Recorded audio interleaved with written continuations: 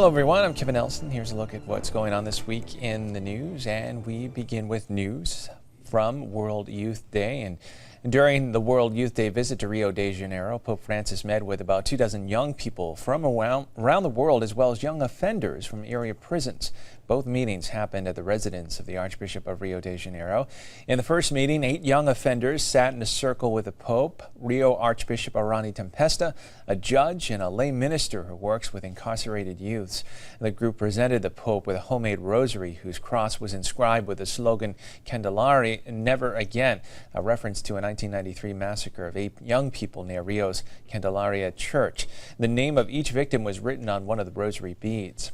In the second meeting, Pope Francis was joined for lunch by 12 young people, 6 men and 6 women chosen by lot to represent all World Youth Day pilgrims. 2 were from Brazil, and 2 each came from the Americas, Europe, Africa, Asia, and Oceania. Well, during his first papal news conference on the flight back to the Vatican from World Youth Day, Pope Francis talked freely about a number of issues facing the Church, including working to promote transparency and honesty in the Vatican's financial and administrative offices. He was also asked about a so-called gay lobby within the Vatican. Pope Francis said it was important to distinguish between a person who is gay and someone who makes a gay lobby. He said the Catholic Catechism explains gay people must not be marginalized, but rather integrated. He said the problem isn't with homosexuality, but with lobbying either for this orientation or a political lobby or a Masonic lobby. When asked about the possibility of women priests, Pope Francis deferred to the words of Blessed John Paul II, who said that because Jesus chose only men as his disciples, the Church was not able to ordain women. However, he said the Catholic Church still has far to go in explaining the importance of women in the Church. It's not enough, the Pope said, to have altar girls, women readers, or women as the president of Caritas. Women in the Church, he said, are more important than bishops and priests, just like Mary is more important than the apostles. He also addressed the issue of divorce, stressing that divorced Catholics can receive the sacraments. The problems begin when they marry a second time without having their first union annulled.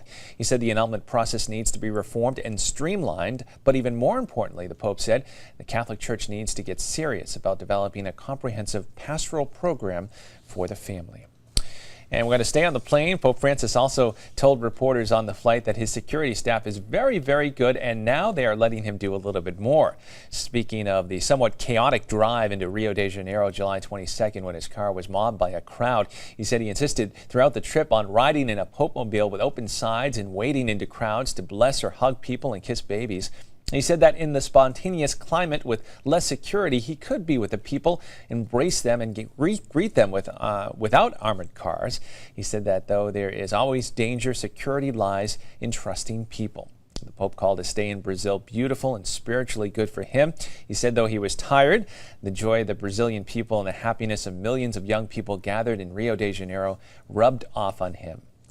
More World Youth Day coverage. It was quite a scene on Copacabana Beach as Father Reed and Jay were talking about the final Mass of World Youth Day. We have now some images of the final Mass, along with a very important announcement the Pope made concerning the next World Youth Day.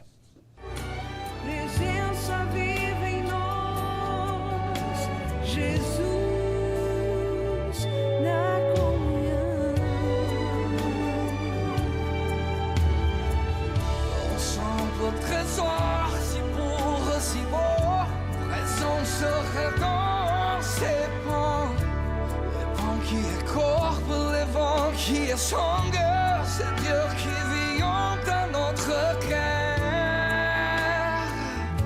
C'est vraiment une grâce pour recevoir comme mystère notre sainte communion. Super divin qui est renouvelé ici. Queridos jóvenes, temos encontro marcado na próxima Jornada Mundial da Juventude, no ano 2016, em Cracóvia. Na Polônia.